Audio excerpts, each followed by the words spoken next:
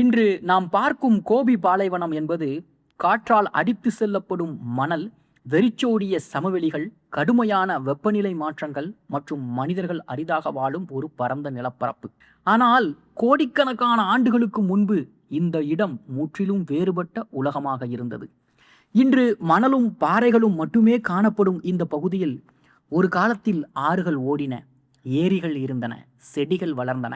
அதைவிட ஆச்சரியமான விஷயம், பூமியில் வாழ்ந்த மிகப்பெரிய உயிரினங்களான டைனோசர்கள் இந்த பகுதியில் சுற்றித் திரிந்தார்கள்.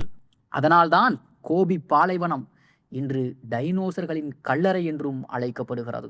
கோபி பாலைவனம் மங்கோலியா மற்றும் சீனாவின் வடக்கு பகுதிகளிலே பறந்து விரிந்து நிற்கிறது. சுமார் 13 லட்சம் சதுர கிலோமீட்டர் பரப்பளவை கொண்ட இது உலகின் மிகப்பெரிய பாலைவனங்களில் ஒன்று. ஆனால் சஹாராவை போல முழுவதும் மணல் நிறைந்த பாலைவனம் அல்ல. கோபியின் பெரும்பகுதி பாறைகள், கற்கள் மற்றும் உலர்ந்த சமவெளிகளால் ஆனது. இதுவே பண்டைய உயிரினங்களின் எச்சங்கள் மிக சிறப்பாக பாதுகாக்கப்படுவதற்கும் உதவியது. இன்று உலகம் முழுவதும் உள்ள தொல்லுயிரியல் ஆய்வாளர்களுக்கு கோபி பாலைவனம் ஒரு பொக்கிஷம். காரணம், உலகில் வேறு எந்த இடத்திலும் கிடைக்காத அளவிற்கு டைனோசர் புதை வடிவங்கள் இங்கு கண்டுபிடிக்கப்பட்டிருக்கின்றன. பல முக்கியமான டைனோசர் இனங்கள் முதலில் இங்குதான் கண்டுபிடிக்கப்பட்டன. ஒவ்வொரு ஆண்டும் புதிய எலும்புகள், புதிய இனங்கள் மற்றும் புதிய அறிவியல் தகவல்கள் இந்த பாலைவனத்திலிருந்து வெளிவந்து கொண்டிருக்கிறது.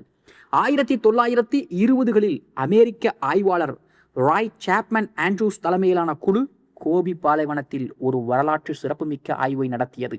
இந்த ஆய்வின் போது உலகையே ஆச்சரியப்படுத்திய ஒரு கண்டுபிடிப்பும் நிகழ்ந்தது. முதன்முறையாக டைனோசர் முட்டைகளும் கண்டுபிடிக்கப்பட்டன. அதற்கு முன்பு டைனோசர்கள் முட்டையிட்டு இனப்பெருக்கம் செய்தன என்பது ஒரு அறிவியல் கருத்தாக மட்டுமே இருந்தது.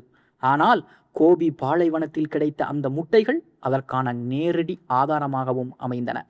இந்த கண்டுபிடிப்பு டைனோசர்களை பற்றிய மனிதர்களின் புரிதலையே மாற்றியது. ஏனென்றால் அந்த முட்டைகள் வெறும் கற்களாக இல்லை, அவை டைனோசர்களின் வாழ்க்கை முறையை பற்றிய தகவல்களையும் கொண்டிருந்தன. சில இடங்களில் முழு கூடு அமைப்புகளும் கண்டுபிடிக்கப்பட்டன.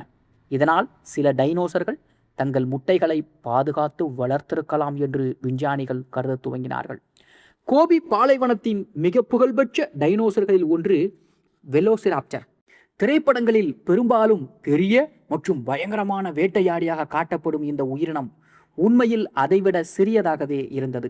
ஆனால் அதன் வேகம், நுண்ணறிவு மற்றும் கூர்மையான நகங்கள் அதை மிகவும் திறமையான வேட்டையாடியாகவும் மாற்றின. இந்த டைனோசரின் பல முக்கியமான புதைபடிவங்கள் கோபி பாலைவனத்தில் தான் கண்டுபிடிக்கப்பட்டது. கோபியில் கிடைத்த மிக சுவாரஸ்யமான கண்டுபிடிப்புகளில் ஒன்று சண்டையிடும் டைனோசர்களுடைய புதைப்படிவம். இதில் ஒரு வெலோசிராப்டரும் ஒரு புரோட்டோசெராப்டாப்ஸும் நேரடியாக மோதிக்கொண்ட நிலையில் புதைந்து கிடந்தன. அவை சண்டையிடும் போது திடீரென மணல் சரிவு அல்லது புயல் ஏற்பட்டிருக்கலாம் என்று விஞ்ஞானிகள் கருதுகிறார்கள். இதனால் இரண்டும் அதே நிலையில் புதைந்து கோடிக்கணக்கான ஆண்டுகளுக்கு பிறகு கண்டுபிடிக்கப்பட்டன. உலகின் மிக பிரபலமான புதைபடிவங்களில் இதுவும் ஒன்று. புரோட்டோசெராடாப்ஸ் கோபி பாலைவனத்தில் அதிகமாக கண்டுபிடிக்கப்பட்ட டைனோசர்களில் ஒன்று. இது தாவரங்களை உணவாக உட்கொள்ளும் ஒரு உயிரினம். அதன் தலையின் பின்புறத்தில் இருந்த எலும்பு கவசம் மற்றும் வலுவான தாடை அதை தனித்துவமாகவும் மாற்றியது. இதை பற்றி பல நூற்றுக்கணக்கான புதைபடிவங்கள் கிடைத்துள்ளதால் விஞ்ஞானிகள் அதன் வாழ்க்கை முறையை விரிவாக ஆய்வு செய்ய முடிந்திருக்கிறது. கோபி பாலைவனத்தில் டைனோசர்கள் மட்டும் வாழவில்லை. பழங்கால முதலைகள், ஆமைகள், சிறிய பாலூட்டிகள் மற்றும் பல ஊர்வன இனங்களும் வாழ்ந்தன. இந்த உயிரினங்களின் எச்சங்கள் அந்த காலத்தில் கோபி பகுதி இன்று இருப்பதை விட அதிக உயிரியல் வளம் கொண்டிருந்தது என்பதை காட்டுகின்றது. சுமார் 7 முதல் 8 கோடி ஆண்டுகளுக்கு முன்பு கோபி பகுதி முழுமையான பாலைவனமாக இல்லை. சில இடங்களில் மணல் மேடுகள் இருந்தாலும் கூட ஆறுகள் மற்றும் ஓயாசிஸ் போன்ற பகுதிகளும் இருந்திருக்கலாம் என்று கூறப்படுகிறது. இந்த சூழல் பல்வேறு உயிரினங்கள் வாழ்வதற்கு ஏற்றதாகவும் இருந்ததாம்.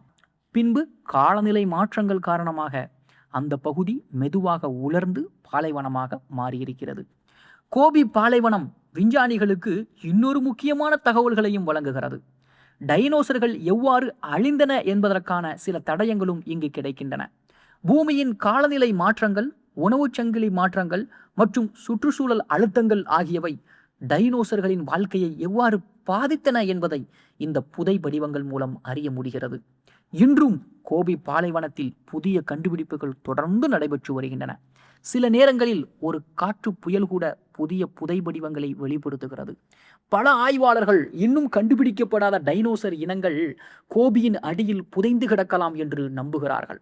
அதனால் இந்த பாலைவனம் இன்னும் உலகின் மிக முக்கியமான தொல்லுயிரியல் ஆய்வு மையங்களில் ஒன்றாகவும் கருதப்படுகிறது. கோபி பாலைவனத்தின் மற்றொரு சிறப்பு அதன் பாதுகாப்பு நிலை. பல புதை வடிவங்கள் மிகவும் நன்றாக பாதுகாக்கப்பட்டுள்ளன.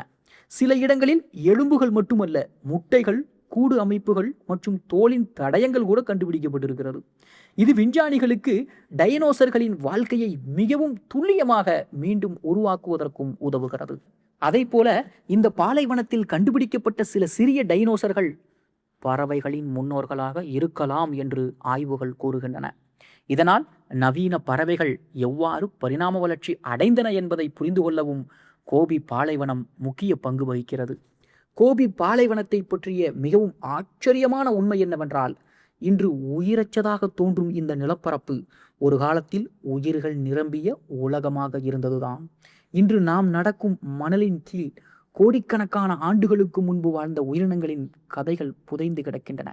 எனவே கோபி பாலைவனம் என்பது ஒரு சாதாரண பாலைவனம் அல்ல, அது பூமியின் வரலாற்றை பாதுகாத்து வைத்திருக்கும் இயற்கை அருங்காட்சியகமே.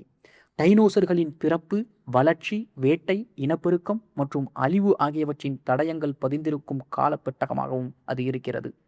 உலகின் பல பகுதிகளில் டைனோசர் புதைப்படிவங்கள் கிடைத்திருந்தாலும் அவற்றின் வாழ்க்கையை இவ்வளவு தெளிவாக புரிந்து கொள்ள உதவிய இடங்கள் மிகவும் குறைவுதான்.